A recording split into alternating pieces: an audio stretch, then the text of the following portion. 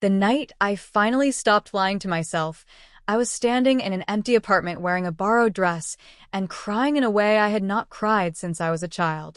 Not from sadness, exactly. From something closer to relief. The kind of relief that only comes when you have been holding something so heavy for so long that putting it down feels like a physical sensation. My name is Zuffer. I am 27 years old, and I have spent approximately 20 of those years being very, very careful. I grew up in a home where the rules were not written anywhere, but were understood by everyone. Men in my family had a particular shape. Broad shoulders, firm handshakes, opinions delivered with confidence. My father was an engineer. His father had been a soldier. The men in my family did not take up space tentatively. They occupied rooms. They did not wonder about themselves in the ways I had always, quietly, wondered about myself. I was the youngest of 3 brothers. Hamid was serious and ambitious. Denial was funny and loud. I was the quiet one, which in a house full of strong personalities reads as easygoing, accommodating, low maintenance. Nobody looked too closely at quiet. Quiet was convenient. I learned early that quiet was the best cover I had. The thing I was covering had no name for a long time. It was just a feeling. A persistent, low-level ache for something I could not identify in the vocabulary I had been given. I noticed things other boys my age did not seem to notice, or did not seem to care about. The way certain fabrics moved. The particular grace of a well-cut silhouette. The way color could change the entire feeling of a room or a person. I filed all of this away under sensitivity, which sounded acceptable, which sounded like something an artistic person might have, which explained it without explaining it. What I did not file away, what I could not make acceptable no matter how I tried to label it, was the wanting. I wanted to know what it felt like from the inside. The first time was at university. I was 19, living in shared accommodation, and my flatmate Preeti had left for a 3-week trip home and asked me to water her plants and make sure nobody touched her things. On the 4th day, I walked into her room to water the plants and noticed the dress hanging on the back of her chair. Rust orange, with a square neckline, and a full skirt that fell below the knee. She had worn it to a party the week before, and not put it away yet. It was just hanging there, ordinary and extraordinary at the same time, and I stood in the doorway holding the watering can and felt the wanting so strongly that my hand tightened on the handle. I put the dress back on the chair. I watered the plants. I left the room. I locked my own door and sat on my bed and stared at the wall for 40 minutes. I did not touch it, but for 3 weeks I thought about almost nothing else. That was the year I understood that what I felt was not going to go away by being ignored. I had been ignoring it for 10 years by then, and it had not diminished at all. If anything, it had grown more specific, more clear, more insistent, like a voice that gets louder the longer you pretend you cannot hear it. I graduated. I moved to a city where nobody knew me. I got a job in urban planning, which suited my particular combination of analytical thinking and quiet aesthetic sensibility. I had a small flat on the 2nd floor of a converted building, all wooden floors and tall windows and more privacy than I had ever had in my life. I was 23 when I bought the first thing for myself. A skirt. Dark navy, heavy jersey fabric, a simple A-line that fell to the knee. I bought it online at 11 at night and chose express delivery and intercepted the parcel myself before leaving for work. I brought it inside and set it on the kitchen table and looked at it for a long time still in the packaging. Then I opened it and held the fabric in my hands. It was substantial and soft simultaneously, the kind of fabric that has weight and movement at the same time. I held it against my waist just to understand the proportion. Then I put it on. My heart was going so fast I could feel it in my ears. The flat was locked.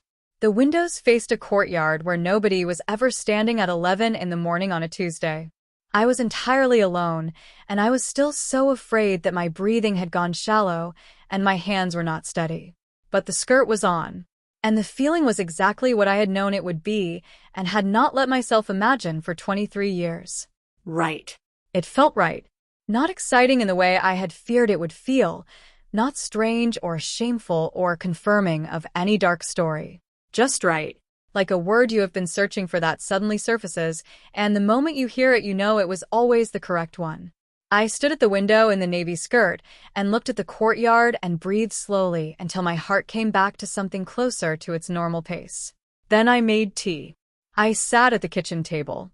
I drank the tea in the skirt on a Tuesday morning, and the world did not end. Over the following years, I built something quietly and carefully. Not a collection exactly. More like a vocabulary. Each piece something I had chosen with attention, something that fit not just my body, but some internal sense of what felt honest. Dark wide-leg trousers with a high waist and a slight drape. A silk blouse in deep teal with covered buttons and long sleeves. A charcoal wrap dress I had ordered 3 times in different sizes before I found the right one. Low-heeled boots in cognac leather that I wore for an entire evening once while reading, and then put away feeling calmer than I had felt in weeks. The makeup came last because it felt like the most significant threshold. I researched it the way I research things that matter, thoroughly and privately. I bought a small amount to start, foundation in the right shade, which took several attempts, an eyeshadow palette in neutral warms, a mascara, a lip color in a dusty mauve that I applied once, and then sat very still for a long time looking at myself in the bathroom mirror. I had a name by then, had chosen it years before in my head, and kept it there. Zara.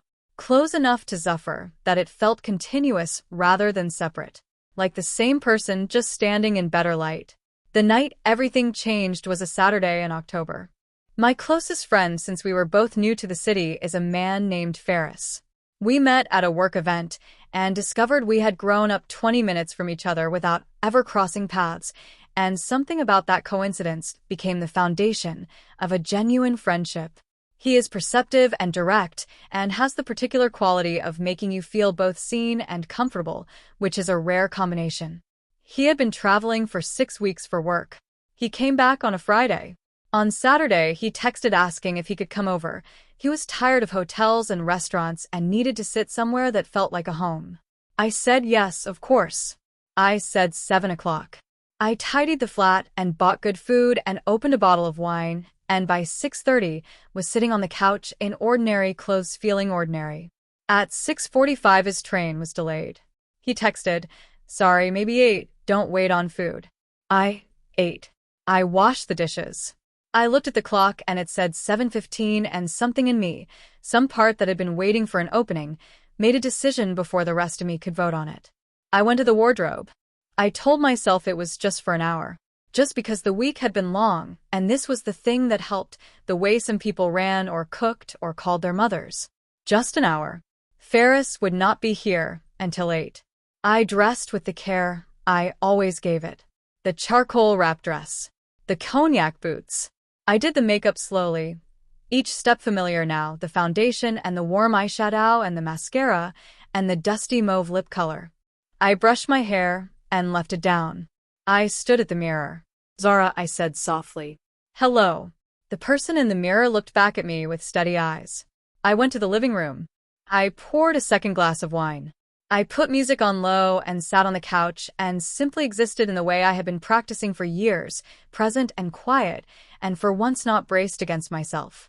At 7:53 my phone buzzed. "Ferris. Pulling up now, sorry. Train was faster than expected. Hope that's okay." The cold went through me so fast it was almost physical. I was on my feet before I finished reading. The bedroom was 8 steps away. The dress had a zip, the boots had zips. I could be changed in 4 minutes if I moved immediately, if I did not fumble, if my hands cooperated. Then I stopped. I stood in the middle of my living room in the charcoal dress and the cognac boots with the dusky mauve lip color and the music playing low and the wine on the table, and I thought about the next 4 minutes. The scrambling, the hiding, the putting away, the locking, the combination on the suitcase. The ordinary version of Zuffer reassembled and presentable by the time the knock came. I had done this before, or versions of it. Packed myself away in a hurry because someone was arriving sooner than expected. And each time I had done it, I had felt something drain out of me that took days to come back. I looked at the door. I looked at the mirror across the room. I thought about 20 years of being very, very careful. I sat back down on the couch. The knock came 2 minutes later. I walked to the door, and I opened it. Ferris stood in the hallway with his jacket over one arm and a bag from the bakery he always stopped at when he came to my part of the city. He looked tired in the good way, the way of someone who has been productive and is ready to stop. He looked at me. His face moved through several things quickly. Surprise. Then something more complicated. Then the particular stillness of someone who is deciding how to respond to something they did not expect. I said nothing. I held the door open. He came inside. He put the bakery bag on the counter. He put his jacket over the chair. He stood in my kitchen and looked at me, not unkindly, with the attentiveness he brought to things that mattered to him. How long? He said. A long time, I said. He nodded slowly. He pulled out a chair and sat at the kitchen table. I sat across from him. The wine was still on the coffee table in the other room. Neither of us moved to get it. Is this who you are, he said, or is this something you do sometimes? I looked at my hands. I thought about the question seriously because it deserved that. I think it is who I am, I said. And sometimes who I am has more room than other times. He was quiet for a moment. Outside, a car passed with its windows down, music briefly audible then gone. Do you have a name? He asked. Zara, I said. He said it back to me with care. Zara. He looked at me. Yeah. That works. Something in my chest released like a held breath. We talked for 4 hours. He asked questions that were honest rather than polite, the kind that come from genuine wanting to understand rather than wanting to be seen as understanding. I answered with more honesty than I had used in conversation in recent memory. I told him about the rust-orange dress in Preethi's room when I was 19. I told him about the navy skirt on a Tuesday morning at 23. I told him about the name I had kept in my head for years, like something stored for future I was not sure would come. At some point past midnight, he said, "Can I ask you something that might be a strange question?" I said yes. "Are you happier like this?" he said. "Right now, tonight, sitting here like this. Are you happier than you usually are when I come over?" I thought about it carefully, because he had asked carefully. "Yes," I said. He nodded. "Then we should figure out how to make this less of an occasion and more of a Tuesday," he said. "Because you deserve more Tuesdays that feel like this." I looked at him. He was tired from 6 weeks of travel and sitting in my kitchen after 11 at night eating bakery pastries because he had come over needing somewhere that felt like a home. And he had found one. I am 27 now. The suitcase in the wardrobe does not have the combination lock anymore. 3 months ago, I moved it to the actual wardrobe rail, the clothes hanging next to everything else, organized by color the way I have always organized things when I am allowed to care for them properly. Ferris has come over on several Tuesdays since October. Sometimes I am dressed and sometimes I am not, and he has learned to read neither as more significant than the other, which is perhaps the most generous thing anyone has ever done for me. I have not told my family yet. That is a longer road, and I am walking it at the pace it requires. Hamid, I think, will surprise me. Denial, I am less certain about. My parents are a conversation I am still finding the words for, and I have given myself permission to find them slowly. But Ferris knows. And the flat knows. And I know. The mirror at the end of the hallway knows the face of the person who stands in front of it now, unhurried, unlocked, looking back with eyes that are not braced for anything. Some evenings I stand there for a moment before I go out or after I come home, and I say the name quietly. Zara. And the person in the mirror says nothing back because they do not need to. They are already here. They have been here the whole time. The only thing that changed was that I finally stopped leaving.